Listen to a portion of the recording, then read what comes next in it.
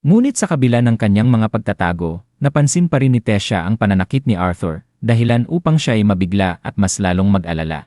Habang mas tumatagal ang kanilang pagsasama, unti-unti rin silang naging komportable sa isa't isa. Isang araw, nahiyang lumapit si Tesha at mahina, ngunit taimtim na nagtanong kung maaari na ba siyang tumawag kay Arthur ng Art, gaya ng tawag dito ng kanyang pamilya. Nagulat man, tinugon ito ni Arthur ng may biro at kunwaring paggalang, tila pino at matanda ang pagkakabanggit. Napailing na lang si Tesha at tinawag siyang parang matandang nagsasalita.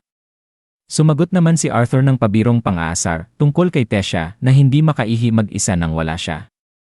Sa inis, hinila ni Tesha ang pisngi ni Arthur at sinabihan siyang tumigil, pero bigla siyang napalingon sa isang punong may kumikislap na letrang A. Namangha siya at agad na naglakad palapit dito at sinabing may nakita siya. Si Arthur, na sanay na sa hitsura ng kagubatan, ay nagbiro na puro puno, lumot at hamog lang naman ang nakikita niya, ngunit si Tesha ay sigurado, palatandaan iyon. Habang nagpapatuloy sila, mas naging masaya at magaan ang kanilang mga araw. Sabay silang kumakain, nagpapahinga at nagtatawanan. Sa kabila ng agwat nila sa isipan at karanasan, ramdam ni Arthur na mas naging malapit sila sa isa't isa. Sa huli, ginamit ni Tesha ang kanyang mana sa mga puno upang hanapin ang daan pauwi. At sa wakas, isa sa mga puno ang kumislap ng matindi.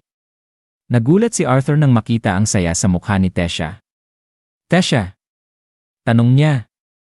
Litong-lito sa biglaang emosyon nito. "Nandito na tayo," sagot ni Tesha nang may ngiti.